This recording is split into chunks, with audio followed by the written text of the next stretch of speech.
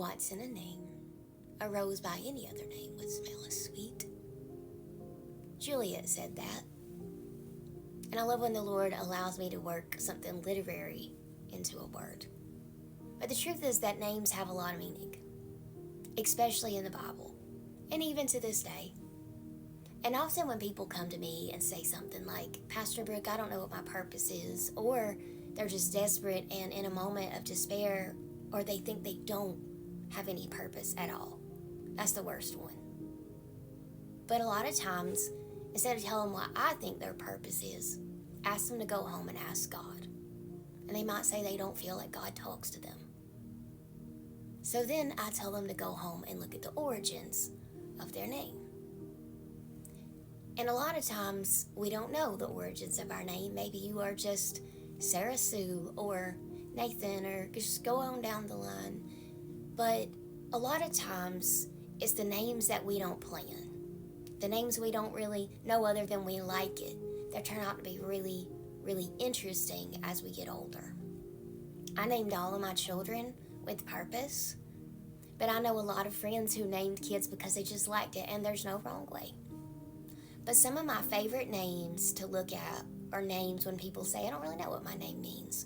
Or their mother or father will say, well, I don't really know what it means. And when I was a little girl, my mother named me with my initials for a reason, but that was a family reason.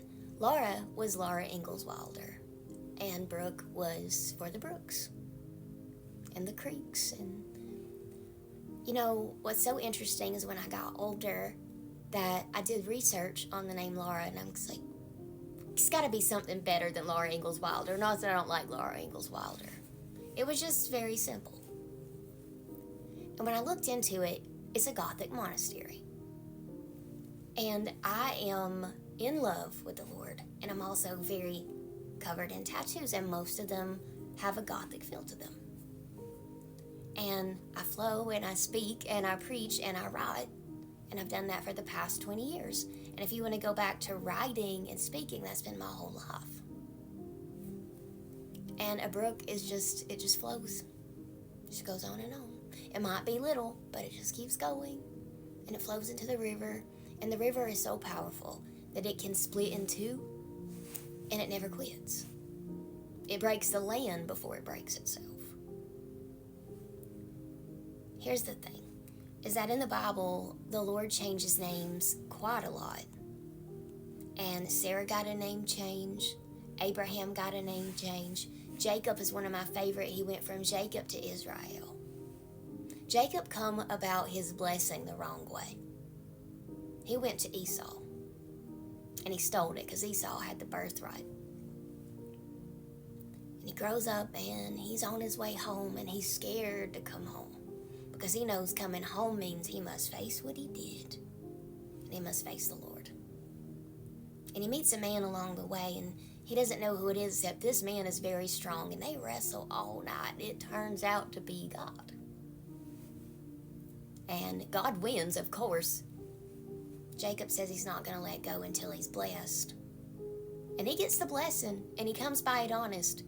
But the Lord sends a shock through his hip socket in such a way that he limps for the rest of his life. He come by that name honest, and he also come by it at first not so honest. But you want a blessing honest. I love a blessing honest. Honestly, I love a blessing. But the Apostle Paul is another one of my favorites. Saul was a murderer, and he was on his way to do the most damage. The Lord stopped him at a fork in the road, blinded him, let him know what it was like to be helpless and without him, and then loved him back to life, gave him his sight back. And then he became one of the biggest savers of souls that we've ever known to introduce people to the Lord. And most of these people were on their way to Athens, on their way to destruction. And Paul builds this church right before you get to Athens. He builds it in Corinth, so that he can meet everybody on their way to the road to destruction, the road to Damascus. Was sneaky. My audio stopped working. The road to Damascus is the road that it happened on. And then the road to destruction is where he paved the way for one of the most infamous churches in the Bible. And he brought a lot of people to Jesus. He brought a lot of people to Christ. He brought a lot of people to the truth. And I love that about Paul. I tell y'all that because I always want to teach you something. But I also want you to know that when the Lord changes your name, don't let it be for nothing. And let him. Are you standing in the way of God changing your name? Is there something you could be doing? Sometimes it's just rest.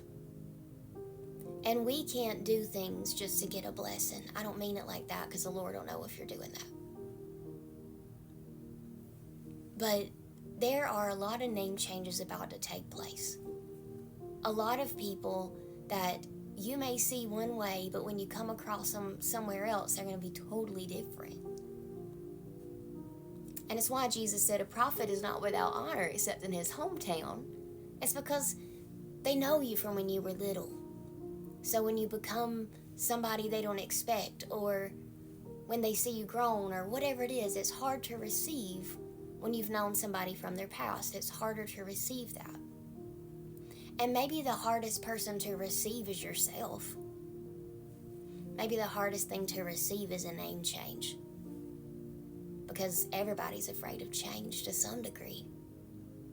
But if life stayed the same forever, you'd never evolve. And the Lord is not as concerned with your comfort as he is with your character and your development and you doing what you were called to do. We were purposed to do. I'm excited to see the changes of names, even businesses. And I don't even really mean in the natural. Just changing the way it looks, changing the way it is, changing the way it thought it was. And nobody can change things quite like the Lord, who is the unchanging one. I hope you have the best weekend. Here's the name changes. God wants to change your name, but you gotta let him.